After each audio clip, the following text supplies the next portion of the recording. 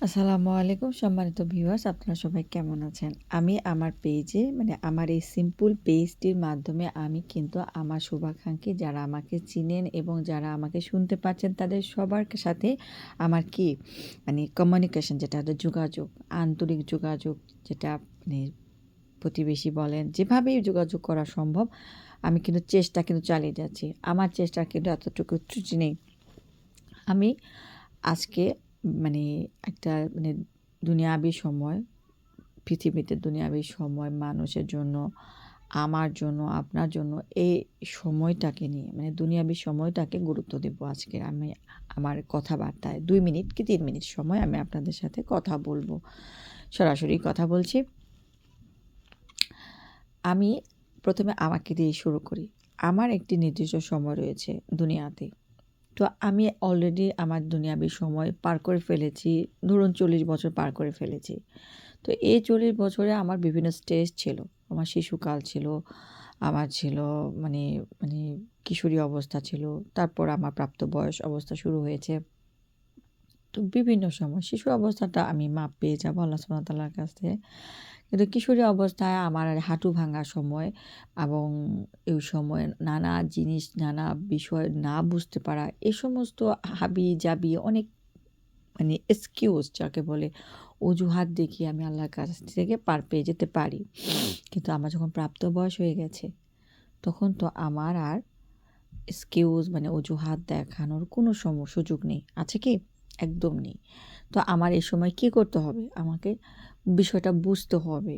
দুনিয়াটা কি আমাকে বুঝতে হবে। আর এই প্রাপ্ত বয়সে মানুষ যেভাবে নিজেকে বিশ্লেষণ করে, নিজেকে চিনতে পারে, অন্য স্টেজে কিন্তু সেটা আর সুযোগ থাকে না, বুঝতে পারে না। তাই আমার অনুরোধ থাকবে আমার পেজে আমি সবাইকে যারা শুনতে পারছেন তাদেরকে অনুরোধ করছি আপনাদের প্রাপ্ত বয়সটাতে আপনারা নিজেদেরকে চিনতে চেষ্টা করুন। ১ম এ আপনি নিজেকেই চিনতে চেষ্টা করুন। এত দূরে যেতে হবে না। আপনি ঘরেই থাকুন। এত দূরে কেন যেতে হবে? আপনার মনকে এত কেন খুশি করতে হবে? আপনার মন, আপনি কি কখনো দেখেছেন যে বিষয়টি আপনি দেখতেই পারছেন না অথচ সেই অদৃশ্য মনের জন্য, মনের চাহিদা মেটানোর জন্য আপনি অবান্তরভাবে আপনার ইহজীবনের চিন্তা ভুলে গেছেন, পরজীবনের চিন্তা ভুলে গেছেন। আপনার মন, আপনার মনের ভেতরে আসলেই কি আপনি বসবাস করেন? নাকি সেখানে শয়তান বসবাস করে? এই বিষয়টি একবার ভেবে দেখুন। দেখুন, আমার এই কথাগুলো আমি শুধু আপনাদের কল্যাণার্থে কথা বলার চেষ্টা করছি। সেই সমস্ত মানুষ যারা আমার মতো ভাবতে এখনো পারেননি। আর যারা আমার থেকে অনেক বেশি ভেবে গিয়েছেন, আমি তাদের কাছ থেকে সাপোর্ট চাইবো, দোয়া চাইবো। যাতে আমি আমার কাজে বহাল থাকতে পারি। আমি কি করে আমার ব্যস্ততা আপনাদের কাছে প্রকাশ করব আমি জানি না। আমার জীবনের জটিলতা কিভাবে আমি আপনাদের কাছে বোঝাবো আমি জানি না। তবে হ্যাঁ, আমি যেহেতু মানুষ সেহেতু আমার জীবনেও খামখেয়ালিপনা অনেক জটিলতা রয়েছে, অসুস্থতা রয়েছে, সব কিছু রয়েছে। কিন্তু আমি কিন্তু পারতাম। আমি আমাকে নিয়ে ব্যস্ত থাকবো। আমার লোভ, আমার লালসা, আমার কামনা, আমার বাসনা আমি তাই এবং তার দিকে ছুটে যাবো, যেখানে আমি অর্থ পাবো। কিন্তু আমি আমার মনকে বোঝাতে পেরেছি। এখন তুমি স্থির হয়ে যাও। যেহেতু নানা রকম বিষয় তুমি বুঝিয়ে নিয়েছো, জীবনে অসুস্থতা এসেই গিয়েছে, বাচ্চা এসে গিয়েছে, দায়িত্ব এসে গিয়েছে, হাজারো প্রোগ্রাম তোমার স্টার্ট হয়ে গেছে। অতএব এই সময়ে তোমাকে চিন্তা করতে হবে কোন বিষয়টি তোমাকে সাপোর্ট করবে। এই পৃথিবীতে হাজারটি বিষয় রয়েছে। ঠিক আছে? আচ্ছা, আমি একটু বেশি বলে ফেললাম। ধরুন ১০০টি বিষয় রয়েছে। কিন্তু আপনার জন্য সে ১০০টি বিষয় ধরার জন্য সময় কিন্তু নেই। মাত্র জাগরিত সময় ১২ ঘন্টা কি ১৪ ঘন্টা এবং ১৬ ঘন্টা যদি আপনি আপনার সেই বিষয়গুলো ধরার জন্য খরচ করেন, দেখবেন আপনি টায়ার্ড হয়ে গেছেন। কাজেই হাজারো বিষয় বা শত বিষয় থাকলেও আমাদের কিন্তু ধরার উপায় নেই। আমাদেরকে এখানে বুঝতে হবে কোন বিষয়টি আপনাকে ইহজগতে শান্তি দেবে, পরজগতে শান্তি দেবে। আপনাকে কমন করতে হবে। ঠিক আছে? আপনি ভেবে নিলেন অর্থ আপনাকে শান্তি এনে দেবে। হ্যাঁ? আপনার এই ভাবনাটি আপনার জন্য কতটুকু যুক্তিযুক্ত আগে এটা ভাবুন। ঠিক আছে? আমি শান্তি খোঁজার জন্য দেশ ত্যাগ করে বিদেশে এসেছি। ঠিক আছে? তারপর আমার মনে হয়েছে আমি আমি আগে আমার মনকে মানাবো। শান্তির বাজেটটা দেখি আমার মনের ভেতরে কত পার্সেন্ট আছে। আমি নিজেকে ভেঙেছি। আমি বুঝতে চেষ্টা করেছি। ঠিক আছে? পুরনো কাপড়ের ভেতরে কোনো সুখ নেই। কে বলেছে আপনাকে? কে বলেছে আপনাকে যে ভালো কাপড় পরে আপনাকে সুখী হতে হবে? পুরনো কাপড়ের ভিতরে কোনো সুখ নেই, শান্তি নেই। দেখুন, সুখ, শান্তি বুঝতে পারাটা এগুলো হলো সঠিক বুঝ। আপনি কতটুকু বুঝতে পারলেন, দুনিয়াতে থেকে আপনি কতটুকু বুঝতে পারলেন। আর এই বুঝটা আপনি অর্জন করতে পারেন সুস্থ পরিবেশে, সুস্থ মানুষের সাথে এবং বড়, বড় মুরুব্বিয়ান যারা আপনাকে সঠিক পরামর্শ দেয় সেখান থেকে। হ্যাঁ, আরেকটা পদ্ধতি আছে। সেখানে আপনি সঠিক বুঝ নিতে পারেন। সেটা কি? ইবাদতের মাধ্যমে। আপনি যদি আপনার রবকে সকাল, সন্ধ্যায়, রাত্রে যখন সুযোগ পাচ্ছেন তখন যদি বলতে থাকেন যে, "হে রব তুমি আমাকে সঠিক বুঝ দাও, সঠিক বুঝ দাও।" এক্ষেত্রে আপনি সফলতা পাবেন। আমি ছোট্ট একটি বাস্তব আ চিত্র উল্লেখ করছি। হযরত মুসা রাদিয়াল্লাহু আনহা আমি দেখেন কতটুকু অজ্ঞ যে নবী মুসা তার পুরো নামটা আমি সুন্দরভাবে বলতে পারছি না। আমি এখানে কিন্তু জানতে পারলাম। আমি নেক্সট টাইমে জানার চেষ্টা করব মুসা আলাইহিস সালামকে মানে হযরত মুসা আলাইহিস সালামের জন্য সুন্দর নামটি কী রয়েছে। আমি নিজে কিন্তু এখানে কি করলাম? রিয়ালাইজ করতে পারলাম। আমি হযরত মুসা আলাইহিস সালামের পুরো নামটা জানি না। এটা কি আমার ঘাটতি। এটা আমাকে বুঝতে হবে। আমার ঘাটতি আমাকে বুঝতে হবে। আর আমি যে উদ্দেশ্যে হযরত মুসা আলাইহিস সালামকে আমার এই অনুষ্ঠানে উল্লেখ করছি, তিনি মহান রবের কাছে বলেছিলেন যে, "হে মহান রব, আমি তো বুঝতে পারছি না আমি আপনার কাছে কি চাইবো? কি চাইবো? আপনি বলে দেন আমার কি চাওয়া উচিত?" কতখানি জ্ঞানী, কতখানি জ্ঞানী, অসাধারণ জ্ঞানী যে আমি যদি চাই সেটা যতটা মানে গ্রহণযোগ্য, অসাধারণ হবে তার চাইতে আমি যদি আমার রবের কাছ থেকে পরামর্শ নিয়ে আমি যদি কোনো কিছু চাই তাহলে সেটা আরও বেশি কী হবে? অনেক বেশি দামি হবে। তখন কিন্তু আল্লাহ তাআলা বলেছিলেন যে, "মুসা তুমি আমার কাছে সুস্থতা চাও আর সুস্পষ্ট জ্ঞানের সন্ধান করো।" ঠিক আছে?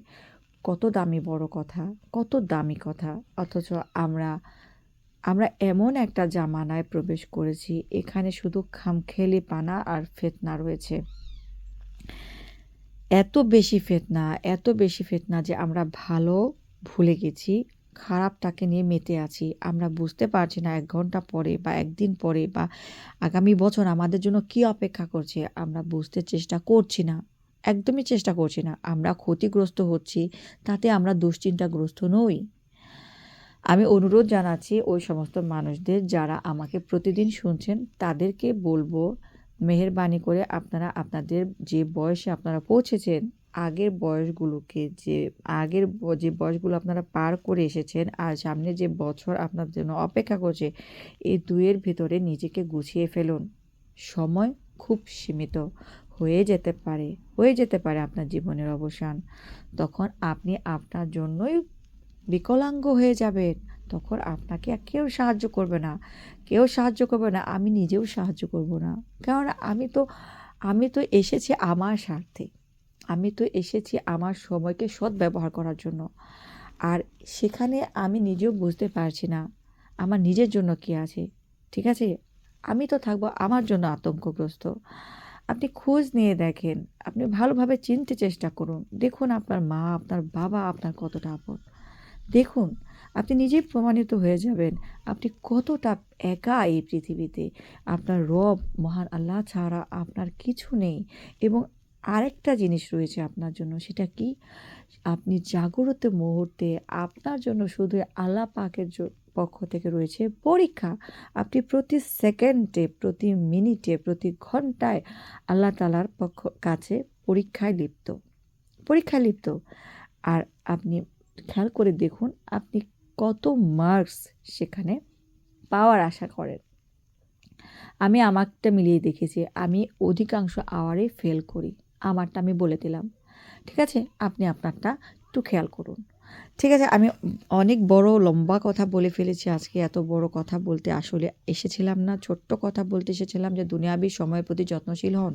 দুনিয়াবী সময়ের প্রতি যত্নশীল হন। আপনি আপনার সন্তানকে এত বেশি সময় দিবেন না, যে সময়ের জন্য আপনাকে জিজ্ঞাসিত করা হবে যে কেন আপনি আপনার হক আদায় করলেন না? সন্তানের পেছনে এত সময় নষ্ট করলেন। আপনাকে জিজ্ঞাসিত করা হবে যে রবের হকটি আপনি কেন আগে আদায় করলেন না? কেন দুনিয়ার সময়ে আপনি এত লিপ্ত থাকলেন? ঠিক আছে?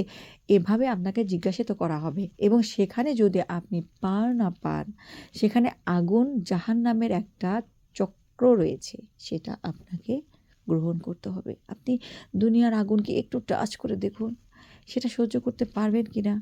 আমি কিন্তু বারে, বারে আগুন, তাপ এগুলো টাচ করি এবং যখনই আমি তাপ সহ্য করতে পারি না বা কোনো একটা সমস্যায় পড়ে যাই, সেটা তাপের ব্যাপারে মানে আগুনের ব্যাপারে, গরমের ব্যাপারে, আমি কিন্তু ঠাস করে বলে ফেলি। কি বলে ফেলি জানেন?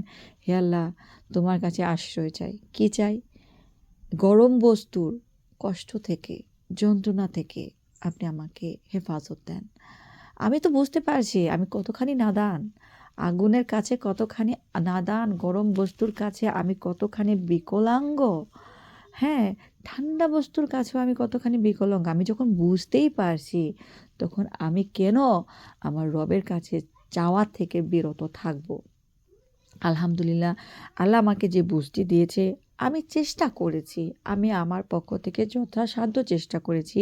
আমার সন্তান, আমার স্বামী, আমার আশেপাশের প্রতিবেশী যাকে আমি চিনি তাকে বলতে আমি চেষ্টা করেছি এবং এখন আমি যাকে চিনি না, আমি তাকেও বলার চেষ্টায় রত আছি। আমার জন্য দোয়া করবেন, আমার জন্য উম আমার জন্য দোয়া করবেন। আলহামদুলিল্লাহ, আমি খুশি থাকবো।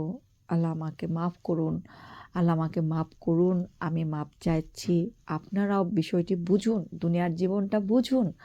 তাহলেই আমি আমি আমি আমার চেষ্টায় সফল থাকবো। আমার অর্থের প্রয়োজন নেই, আমার খেতাবের প্রয়োজন নেই, আমার ভালোবাসার প্রয়োজন নেই, কোনো কিছুর প্রয়োজন নেই। ঠিক আছে? আমি আমি বুঝতে পেরেছি যে আমার কি করা উচিত। আলহামদুলিল্লাহ। আসসালামু আলাইকুম।